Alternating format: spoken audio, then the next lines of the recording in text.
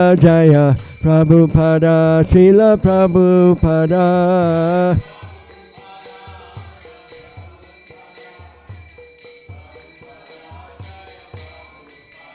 Prabhupada, Prabhupada, Prabhupada, Jaya Jaya Prabhupada.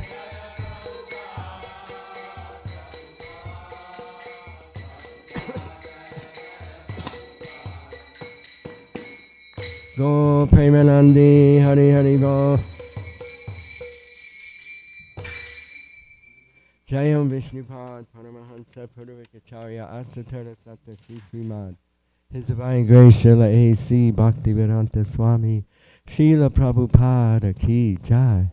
Jayam Vishnupad, Paramahansa Purvikacharya, Asatara Satta Shrimad. His Divine Grace Srila Bhakti Siddhanta Saraswati Goswami Prabhupada Ki Jai. Ananta Koti Vaishnavrinda Ki Jai. Namacharya Srila Haridas Thakur Ki Jai. Prem Sekaho Sri Krishna Chaitanya Prabhu Nityananda. Shri Advaita Gadadhar Shivasati Gaur Bhaktivinoda Ki Jai.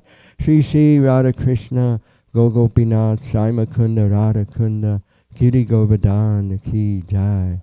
Shri Vrindavan Dham Ki Jai. Shri Mayapur Dham Ki Jai. Jamuna Mai Ki Jai. Ganga Mai Ki Jai. Tulsi Maharani Vrinda Devi Ki Jai. Bhakti Devi Ki Jai. Grantha Srimad Bhagavatam Ki Jai. Yuga Dharma Harinam Sankirtan Yagya Ki Jai. Brihat Mridanga Transcendental Book Distribution Ki Jai. Transcendental Prasadam Distribution Ki Jai. Gaur Premanandi. Samaveta Bhakta Vrinda Ki Jai. All glories to the assembled devotees. All glories to the assembled devotees. All glories to the assembled devotees. All glories to Shri Shri Guru and Gauranga.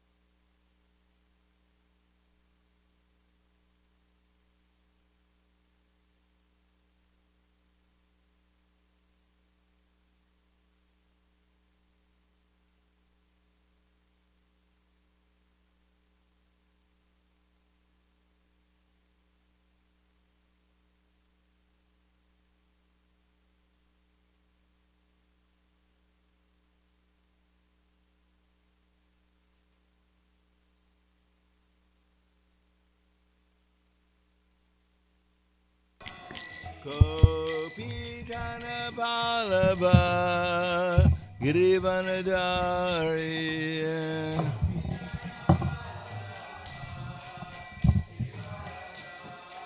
Yasoda Nanana Brada Janaranjana Yasoda Nanana Brada Janaranjana Yamuna Tirha Vanacharya Yamuna Tirha Vanacharya Jaya Radha Madhava Kunja Bihari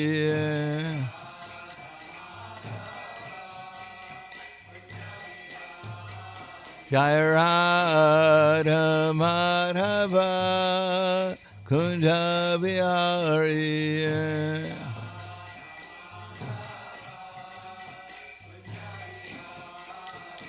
Gopi Jana Balaba Girivanadari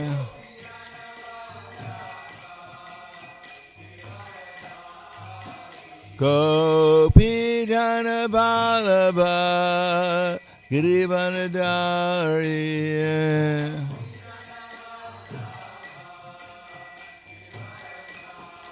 Yasoda Nanana Braja Janaranjana Yasoda Nanana Braja Janaranjana Yamuna Tirha Vanacharya Yamuna Tirha Vanacharya Jaya Radha Madhava Kunja Bihari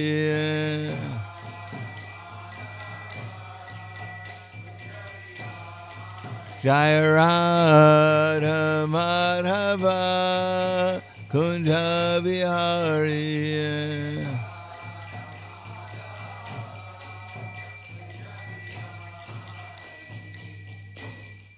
Jayam Vishnupad Paramhansa Brahmadakacharya Asadhara Satushi Shiman His Divine Grace Shalasi Bhaktivedanta Swami Srila Prabhupada Ki Jai Gaur Premanande Haribol glorious to these sound devotees, all glorious to Shri Guru Shri Gauranga.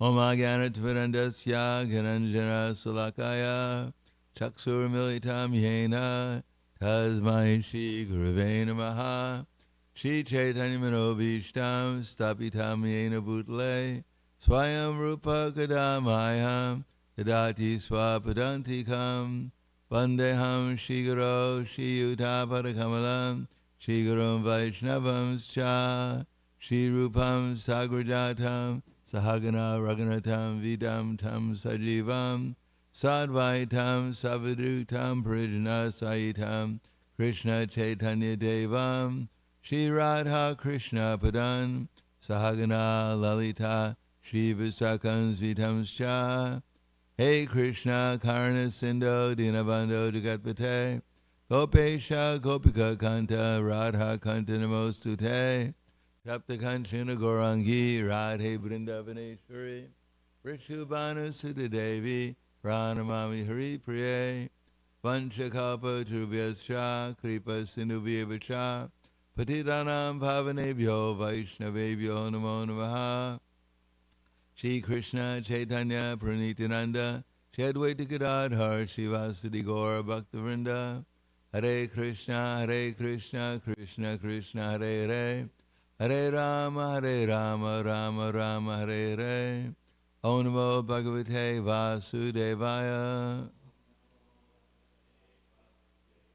Om Namo Bhagavate Vasudevaya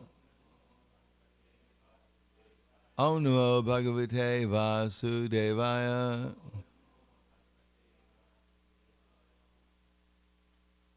Just, is this being recorded for the internet, or is it? It is. YouTube. So just as a disclaimer, I just spent 10 or 11 days in Peru, South America, giving class in Spanish and speaking in Spanish. So if I throw in a couple of words of Spanish, it's not that I'm talking, not they're not necessarily English words. It's just I'm used to speaking Spanish now. And then I was speaking Russian also, Russian classes. So if you hear some strange words, it's not English words, they're different languages. But I'll try and speak English if I can remember. So here we are. Which verse is it? What's the verse? 9:15:25. Okay. 9:15:25.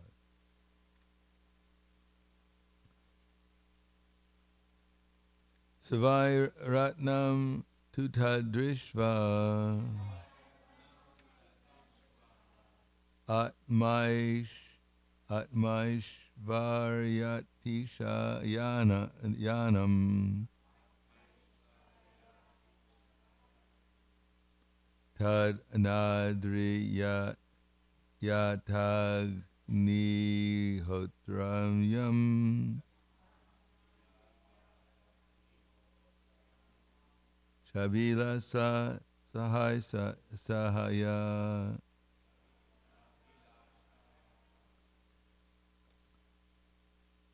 Savai Ratnam Tad Tutadrishtva Atmaishvar Yatisha Yanam Tanadri Yata Gni Hotriam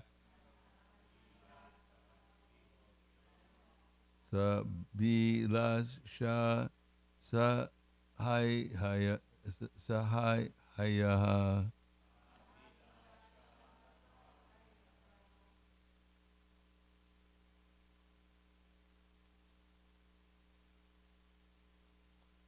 Okay.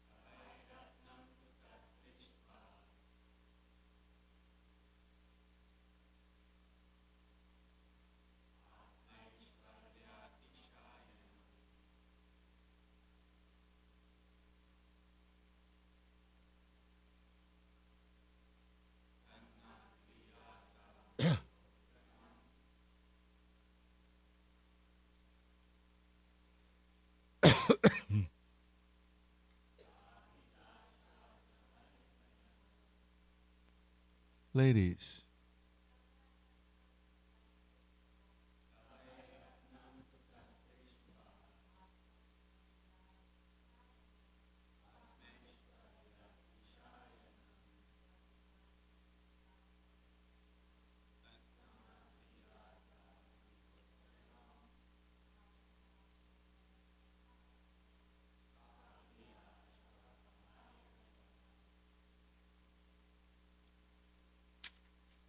Sa Kartavirya Arjuna. If I indeed Ratnam, a great source of wealth, two indeed Tat the Kamadhenu in the possession of Janmagdagni, Drishva, by observing. Atma Aishvarya, his own personal opulence. Adishanyanam, which was exceeding. Tat, that. Na, not. Adriyata, appreciated very much. Agnihotriyam, in that cow which was useful for the executing the Agnihotra sacrifice. Sa Abhilasa, became desirous. Sa Haya Haya, with his own men, the Hahayas. Translation and purport by His Divine Grace, A.C. Bhaktivedanta Swami Srila Prabhupada. Kartaviri Arjuna thought that Jagamandagni was more powerful and wealthy than himself because of possessing a jewel in the form of the Kamadhenu. Therefore he and his own men, the Hahayas, were not very appreciative of Jagamandagni's reception. On the contrary, they wanted to possess that Kamadhenu, which was useful for the execution of the Agnihotra sacrifice. Purport. Jagamandagni was more powerful than Kartavira Arjuna because of performing the Agnihotra Yagya with clarified butter received from the Kamadhenu.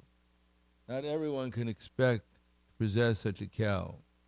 Nonetheless, an ordinary man may possess an ordinary cow, give protection to this animal, and take sufficient milk from it, and engage the milk to produce butter and clarified ghee, especially performing the Agnihotra Yagya.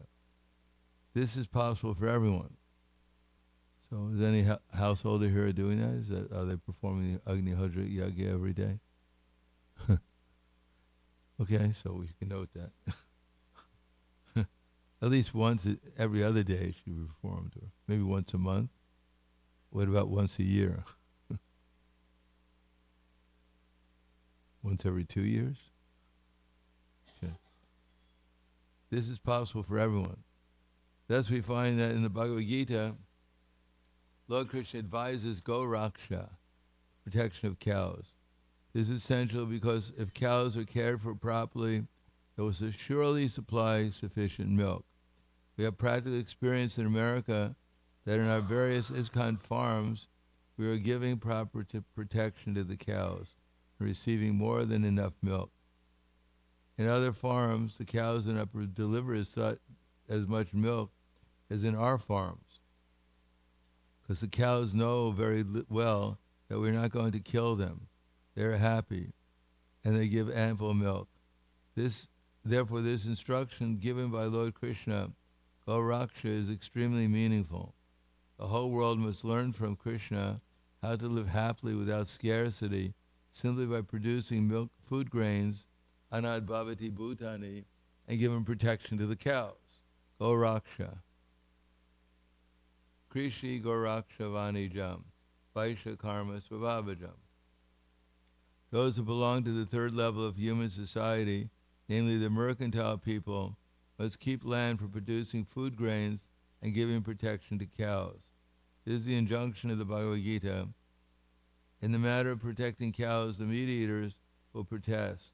But in answer to them, we may say that since Krishna gives stress to cow protection, those who are inclined to eat meat may eat the flesh of unimportant animals like hogs, dogs, cows, goats, and sheep, but they should not touch the life of the cows. This is destructive to the spiritual advancement of human society.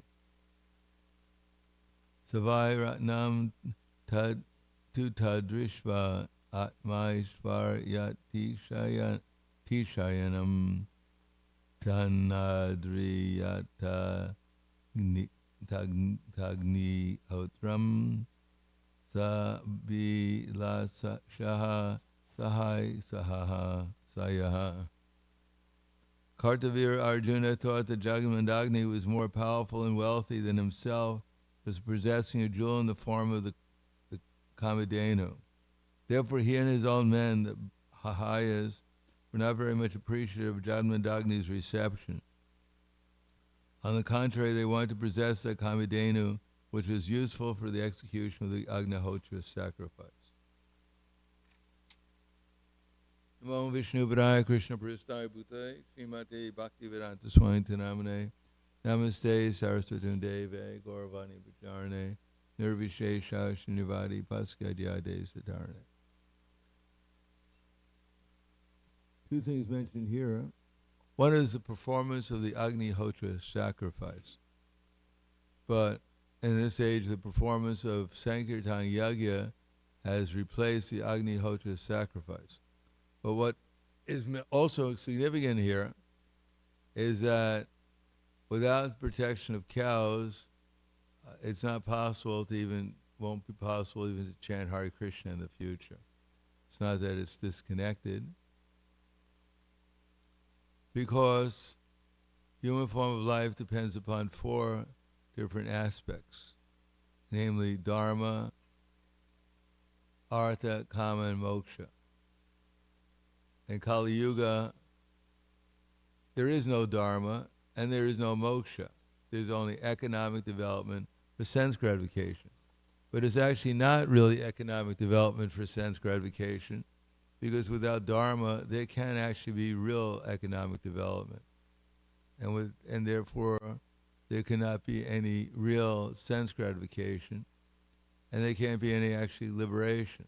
So without dharma, nothing actually works. Of course, there's some element of dharma left in society, otherwise none of us would be eating anything right now. Nor would we make any and without eating, we wouldn't be having any opportunity to come to the temple, because we couldn't function very well over a prolonged period of time. Now, the problem with modern society is that people have no idea what dharma is, as it says in the Srimad Bhagavatam in the 12th canto, that tatascha nidinam dharma sattvam shocham dayashama valena kalyar rajan nakshat yayar balam smriti. That day after day, gradually tatascha nidinam dharma will disappear. Dharma means the actual what we're supposed to be doing, which is inseparable from our actual obligation. Most of what people are doing nowadays is known as anartha, things that they're actually not supposed to be doing, which are actually detrimental to dharma. They're cultivating anarthas. Now, tadas dharma, and it is not an exaggeration from the 12th canto of Srimad Bhagavatam that day after day, the dharma will go down, because day after day, they're increasing their anarthas. For instance, there's no need, forgive anyone who's listening who's attached, there's really no need for football or soccer games. People could actually survive without them. To pay someone tens of millions of dollars to kick a ball, it's certainly a deviation from reality, what to speak of dharma. And that's only one idea. They can actually spend billions of dollars on some movie. And even the movie is called an Avatar. It's a complete waste of time and money. And then they complain that people, they can hardly pay their rent. And even America is supposedly the most advanced country in the world with a $38 trillion deficit.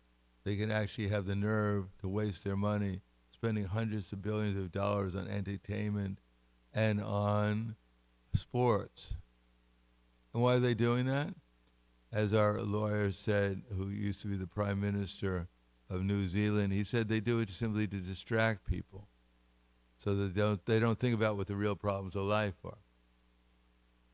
Or as Prabhupada said in one lecture, they're coming to the minister is being approached by so many people complaining that there's no rain, they're not getting enough food, And the minister is saying that don't worry about it because we're going to have an extra channel on television tomorrow.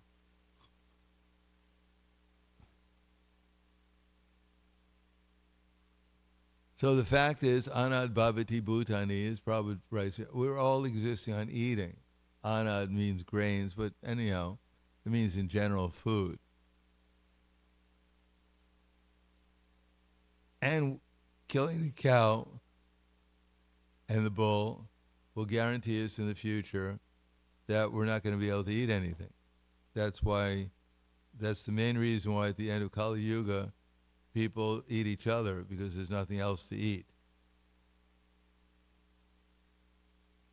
And there probably mentioned, even when I was here, there's a groups of people who are eating their children now, the Rakshasas, and they'll continue to grow in the future as Dharma goes down. Why?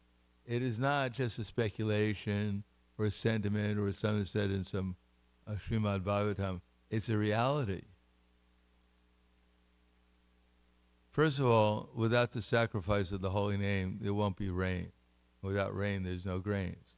Anad bhavati bhuta parjana anasanbhava jagna bhavati parjano jagna karma samudva. That everyone exists on food grains, which come from rain, and rain comes from sacrifice, and sacrifice is born of prescribed duties. The all-pervading transcendence situated in acts of sacrifice. Now, why would I make a statement that without protecting the cows, in the future people won't eat? Or what is my scientific proof? It is reality that because they've decided to kill the cow and the bull, still they need tractors in order to plow the land. Maybe if they had enough people, they'd use them as the cow and the bull instead, as the bull to plow the land. But it would be pretty inefficient, and besides that, most people don't have the strength to take the place of a cow or a bull. Now, because they had eliminated the cow and the bull, of course they used horses, but horses have some problems also that the cow and bull doesn't have. The cow and bull, their urine and their stool also fertilizes the land, so it takes away from the need of having artificial fertilizer, which is part of the problem. For instance, having a tractor. Tractor means you have to manufacture a tractor. They don't grow on trees, nor do they reproduce. We don't have a male tractor and a female tractor, and you get them together, they make little tractors, and then you feed them some gas and oil, and they grow up to become big tractors. So we don't have to worry about other things like building factories to produce tractors. But to build a factory to produce a tractor, what you need is raw materials. And you need machines to build the factories, which is kind of like the chicken and the egg, which comes first. Complicated. But then to get the raw materials, you have to build machines to get the raw materials. And in order to build the machines to get the raw materials, you need raw materials to build the machines. So then you have to get raw materials to build the factories, the machines, the tractors, the vehicles to move the raw materials. You need machines and boats in order to create the factories, to produce the tractors, and create the machines to get the transportation for the making the factories. It gets very complicated. Welcome to modern society with all the advanced technology. But actually the advanced technology is that in the demons, those who are actually directing the cow killing and everything else, they realize that ultimately it's not going to work. The only thing that's going to work is create robots while there's still people to create them and technology to create them, so that the people can create the technology for the robots and the artificial intelligence, so that eventually the people who are thinking that they're in control can get rid of all of us. That's the end game. Because the very progression of what's going on means that in the future, people won't be able to produce food anymore. Nor will factories be able to produce the machines to produce the food. So they realize that. So the next step is get rid of all the people and just have robots. So the 5 or 6 people left on the planet, the robots can take care of everything for them. And that's called progression. So we should all voluntarily sacrifice ourselves for the leaders, 5 or 6 leaders of society, so that they could enjoy themselves. So we should all voluntarily do that for this, the progress we're all going in, heading towards. So the fact is that once you need all this raw material, you have to manufacture so many factories, you have to have so much energy in order to run them, and so many mechanisms to repair them, just like the roads and all the other things necessary. It's not like you just need machines and cars and transportation, trucks. But you also have to produce the seeds, you have to produce the chemicals such as the pesticides, the insecticides, the herbicides, and ultimately the peopicides. You need all these things for the thing to function. And that's 90% of what society is doing. And the other 10% is just entertainment to distract people. The fact that it doesn't work. All this also the propaganda, the entertainment, and the mass amount of communication to lie to people and delude them that everything's going all right. I think they call that, I don't know if you're familiar with the terminology, gaslighting. Everything's going to hell, and the politicians and all the so-called,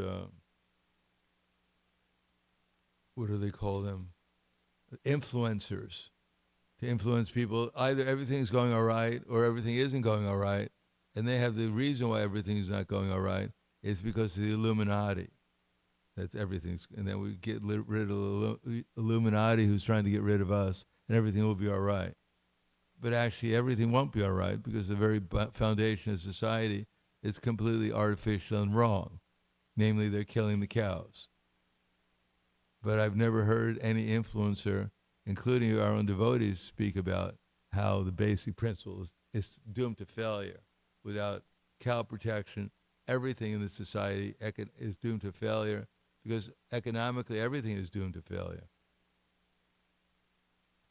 Because not only you have the fact that you have to have machines, which are, Mother Earth is not going to supply all the raw materials forever for the demons on the basis of cow killing, as evidence in the fact that the very nature of what they're doing is they're polluting the air, they're polluting the water, they're polluting the food, they're polluting the ether, full of lies, propaganda, misdirection, waste, exaggeration, etc., etc.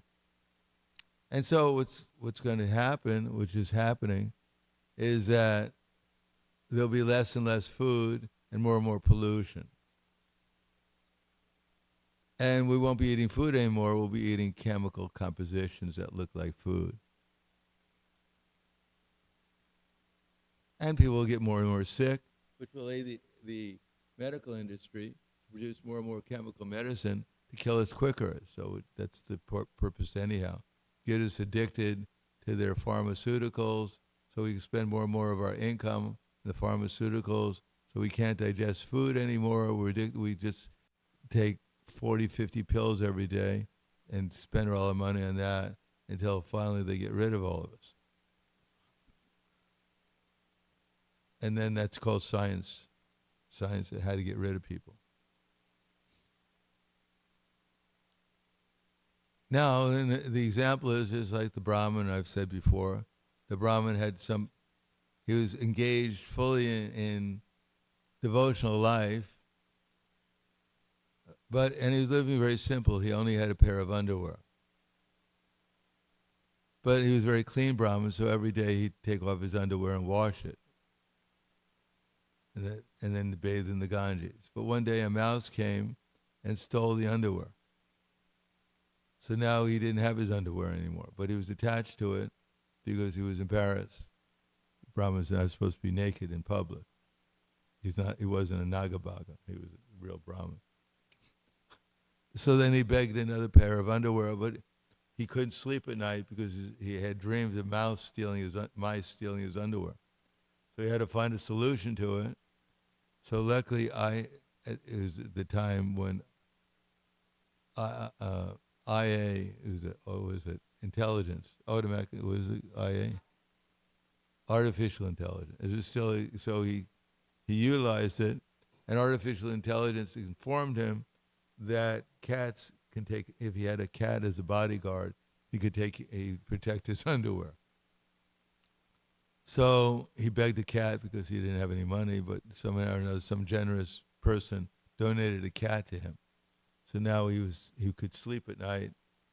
But then he found that the cat kept on meowing, so he couldn't sleep at night, and he couldn't figure out why the cat kept on meowing. So he went back to artificial intelligence, which informed him that cats need milk to survive. So then of course, he was using artificial intelligence while it was available because these things were quite esoteric at the time.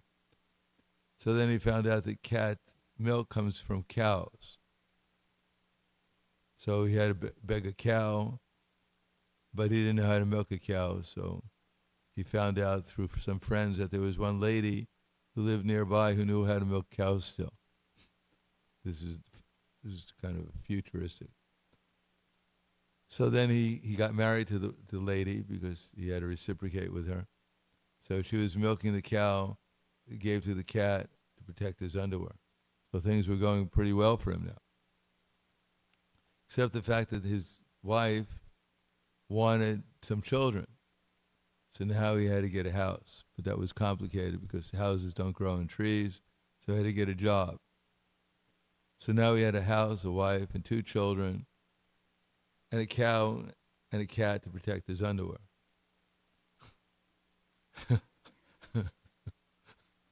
But to go to the job, he had to get a car. But he had to work at night to afford the car, the house, the wife, the 2 children, the cow, and the cat to protect his underwear. But finally, because he couldn't work enough, he had a mental collapse. So the bank came, repossessed his car because he couldn't afford it anymore. Took away his house. His wife and children left him. There was no one to milk the cows, so the cat died of hunger. And finally, mouse came and stole his underwear. He realized he couldn't get another. Even if he got another one, he couldn't afford it. So he just walked away. So that's modern society. The future, the past, present, future. So it's not an option that we need someone to plow the earth, to produce the grains, and we need the seeds, we need the fertilizer, we need so many different things. We have people to harvest the grains and distribute them. So unless it's localized, it's not going to work. Unless people are growing their own grains and vegetables and everything else, it won't work because the transportation and all the ingredients necessary to provide the all this artificial society, maybe in our lifetimes or in some near future, it's all going to collapse. And the few people who are left, they're going to have cows and bulls, whatever is left, to plow the land, to produce the fertilizer, because the cows and bulls produce the fertilizer. They can also harvest the grains and everything else and crush the grains. You don't need all these factories and all this, whatever is necessary to run them. It's all going to collapse in not such a distant future. And the only people who are going to be left to chant Hare Krishna, the people who have the means to produce the food to survive. So don't read the newspaper tomorrow, that some president somewhere came up with a solution by increasing the interest rate or invading some country with their armies, which is also expensive, and getting a big donation from another country, all in the name of liberating the country from all their resources, actually. Well, actually, that will be the solution. There's no solution. It's simply a question of who's going to survive longer. So again, of course, our society, we're not very much inclined to protecting cows nowadays. And if we do, our protection of the cows is usually some families, they donate money to so-called protect the cows, which is good, which is better than nothing. But we don't, in the present state of our society, ISKCON, which may have some idea what's necessary to protect what's necessary practical for survival, but to speak of chanting Hare Krishna, we're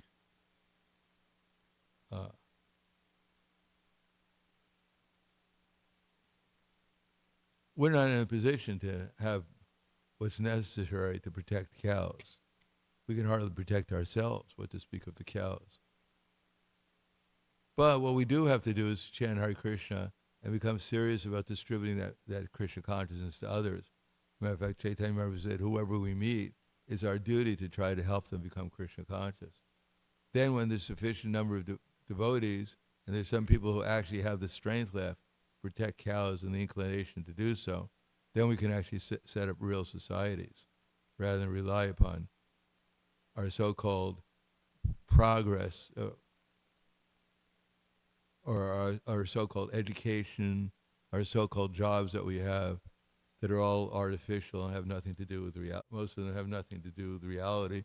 They're just manifestations of the fact that we've deviated from Dharma, and therefore we've created more and more artificial ways of controlling things in such a ways that people don't notice that the whole society is going to the darkest regions of existence, and we're going along with them, and that we're simply exploiting other regions in this planet, whatever resources they have, so that in this so-called modern society that we have enough resources left to survive in the struggle for existence. But it's all artificial. It has nothing to do with producing real food grains by people in local areas who are able to utilize the resources and not destroy the planet, destroy their consciousness, and destroy everything else along with it. Anyhow, with that happy thought, I'll stop there and see if there's any question. In other words, if we're not engaged in occupation which is actually ultimately going to protect the cows and other living entities on this planet, and we think we're making money, well, yeah, we are making money, but that money is being utilized to exploit other people and stealing their resources, or exploit whatever resources are left due to our sinful activities. So we may get so many titles, we may get so much money, but that money, when all the resources run out, we're not going to be able to eat. Especially U.S. money is not edible, so it's not really going to help us very much. What to speak of digitalized energy? And then to buy a banana in the store is you have to be a millionaire to buy a banana.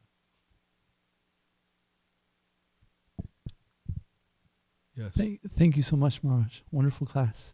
I was hearing yesterday from Srila Prabhupada, he said the animals, they live and they go get food. And you go work and then you get money, then you go get food. He was saying how silly this is. And so I was thinking, this is the purport of that statement. I have a question. Okay, so we're grihastas. We live in a community. We're in the middle of downtown Dallas, serving Radha Kalashanji. And yes, we can see that these things are happening in society. How do we prepare ourselves? How do we move towards being we're relying on these things? How do we go from not relying on the system to becoming actually free to live Krishna consciousness in a farm? You mean personally, each one of us? Or who are you aiming at? Well, let me say this. Those who have any intelligence left, there's not so many people left on this planet. Most people have lost all their intelligence, real intelligence. We're not talking about ability to make a machine, create artificial chemicals, send rockets into space, create missiles. Mostly it's being used to create missiles and armament to kill people. But that requires intelligence also. Misdirected, but requires intelligence. Those who have some real intelligence left, some spiritual intelligence left, are very few. And the general plan should be to help other people become intelligent, who are willing to become spiritually intelligent, to see the actual reality of what's happening, and get them to chant Hare Krishna. Get them to try to reduce their mark on this, try to get them to understand what's, from the material point of view, what's valuable. Eventually, even if they can't perform it, at least support those who actually have some ability to, for instance, protect cows, farm the land, produce something actually has some value to it. If you took away that understanding, going to the movies, going out, watching their Netflix or whatever it is a waste of time. It's simply bewildering and deluding and misdirecting ourselves. So, and the only way people will understand it if they chant Hare Krishna.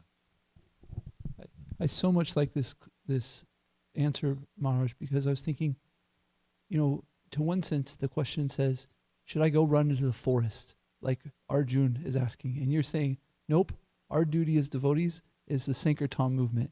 Right, so that's the only hope. So let's stay and preach. That's the only hope. It's distribute the holy name, distribute this philosophy that's found in Prabhupada's books. Try to get people to understand that, I forget the terminology, but zero net game or something like that. That it's a zero game they're playing. It's simply going to get worse. It doesn't matter who's the president, who the lead.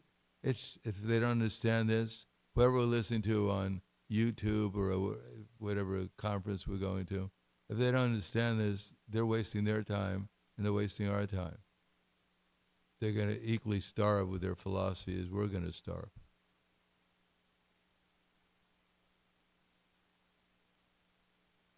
Anything else?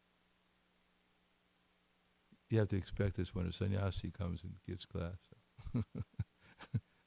It's not supposed to be materially encouraging. Everything's all right. The Republicans are going to save us, or the Democrats are going to save us, and the Independents are going to save us. This YouTube person is going to say, they're all going to send us to the same place that they're going to. Yes. It's really Kalashanji's mercy. Yesterday there was class and we were talking about running to the forest and we were talking about the problems in life, but we really didn't want to touch it. And then you came in and you just gave this purport about it's it's coming. So it was pretty amazing. Thank you. Hare Krishna Maharaj. Thank you for actually, in a sense, not making it glossy and glamorous. But I'm just curious, you've been traveling so many different countries. This aspect of cow protection, do you see it come to life more actively in some other parts of the world than in America? Well, we have a minister in ISKCON of cow protection, Palakantavru. But as far as the overall picture, because cow protection is just part of the picture of Krishna consciousness. In itself, just protecting the cows or protecting land is insufficient. Without Krishna consciousness, it doesn't work at all. Because we have no intelligence. We don't know why we're doing these things. And therefore, we're begging people, for instance, Indians, by nature, they have some idea of cow protection. So we beg them to give money to protect the cows or buy the milk or whatever else. But unless they themselves are chanting Hare Krishna, following the regular principles, and getting a higher taste in Krishna consciousness, after a while, either their generation or the next generation won't know why they're protecting the cows. And they'll just give it up. So without actually giving people the opportunity to become Krishna conscious, and they're actually employing it, then the result is it's just going to reach a dead end also. Because when they get hungry because of all the society collapsing, they don't know why it's collapsing. They don't know why they're what the alternatives. And therefore, they haven't prepared for it. So they'll wind up, if necessary, eating the cows also, rather than protecting them. So it goes all together, beginning with Krishna consciousness, and that will develop the intelligence why we're doing these things, like why cow protection is essential, not out of sentiment, but out of reality, of just eating something, getting something to eat so we can actually chant Hare Krishna. Now, everything else in this age besides chanting Hare Krishna or helping spreading Krishna consciousness is basically sinful, whatever it is. And therefore, it's all these things are going to wind up the same place, zero, without introducing Krishna consciousness. Doesn't matter, Hatha Yoga, Astanga Yoga, whatever, all these other yogas, whatever they're doing, all this astrology, everything else, is all going to wind up in the same place, zero, no food, and dying out of starvation, or eating your children, or whatever. So the basis is spreading Krishna, becoming Krishna conscious ourselves. Otherwise, we'll have no reason to spread it. Unless we're Krishna conscious, why we'll give it to others? We don't. Even if we give it to others, we're going to give them something empty because we're empty. We haven't got anything from it, so what are they going to get if we give it to them? We don't explain, unless we have some realization of what we're doing and actually doing it with realization. So therefore, Prabhupada introduced sadhana bhakti. Every day having class, every day chanting Hare Krishna, every day worshiping the deities, every day trying to serve the devotees, every day trying to purify our hearts and try to purify society. These 5 powerful processes, without them, none of them were actually, probably it's not going to be possible to continuously do any of them. Although it's possible just by chanting Hare Krishna, it also requires intelligence how to do it, which requires it every day hearing Srimad Bhagavatam, and then applying it by worshiping the deities and spreading Krishna consciousness to others, and trying to make trying to live in a society of devotees where all these things can go on. And we won't live with each other unless we develop a service attitude based on Krishna consciousness, find all these other factors. But the morning program is essential, or else nothing's going to work. We may think it's an option, I can come to the morning program, or I can have my own program in the house, it's just an option. No, without it, we're going to wind up starving to death. We're going to wind up going to the darkest regions of existence also, because we'll be forced, or voluntarily, enthusiastically, follow all the other ones who, lemons, I think there's a brand of animal, who are happily, enthusiastically running to the cliffs and jumping off, and all the other ones are following them.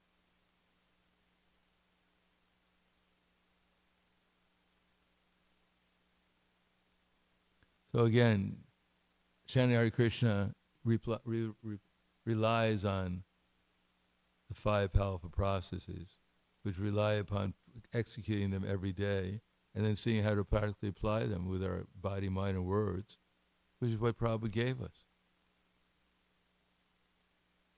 Even when we want to go into Rasika Bhakti and hear about Krishna's esoteric pastimes, but we can't understand them, most of us. No one else can understand them, or just be deviated by them. They won't perform sadhana bhakti because they think they're liberated. They're liberated into the darkest regions of existence.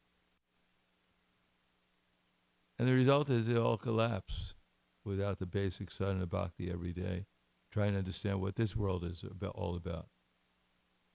Because most of us can't live on, most cars don't run on fumes, and most of us are not going to live in this body simply in, imagining that we're something, a gopi or something else in the spiritual world. You have to do something practical also. Anything else? We got a online community that can ask questions. And so this Okay. question comes from the online.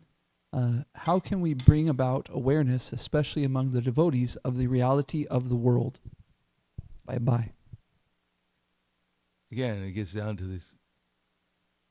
Every devotee who gives class has some realizations about what's going on. But the highest level of realization comes from Prabhupada. So we should hear from Prabhupada and hear from those who have gone to their realizations and see how to practically apply it. But ultimately, Prabhupada has warned us. He didn't come to the Western world, and establish farm communities, Gurukul, and everything else, expecting that, these are just options that we could just accept or not accept, point out all the deficiencies of the devotees who try to set up farm communities or Gurukul or even the BI, the Bhaktivedanta Institute, and claim that they're failures and that doesn't apply to us. Well, it's all right. We can think like that. But the result is we're all going to starve to death eventually. Our children will starve to death. And we may have to come back to get the results of what we're doing somewhere. We may even go for our pious activities, however we're chanting Hare Krishna, go to some heavenly planet for a while, but we come back in an inopportunity time, and we have to get the results also of what we're doing now. Back to this earthly planet, for instance. So what to do? Sadhana Bhakti. Every day sadhana Bhakti. But we should try to see from Prabhupada's vision, from those who have seen from Prabhupada's vision, because my vision is not complete, but try to see from what we have to do practically in this world to have a future for ourselves and for our children. Because it's not just our children. We're eternal. And therefore, whatever we're doing right now, we're going to have to come back. Even if we're doing the most pious activity, chanting Hare Krishna and engage in devotional service, but we're doing other things too. So we're all going to have to come back and reap the results of the other things we're doing too. Does that answer your question? Okay. Anyhow, it's a complete picture. It's not just, I don't have all what to speak, even if I can give the class the whole day, I don't have the whole picture. I just have some of it, but I think it's an important part of the picture. All right, thank you very much. Grantaraj Srimad Bhagavatam Ki Jai, Srila Prabhupada Ki Jai, Gaur Premanande.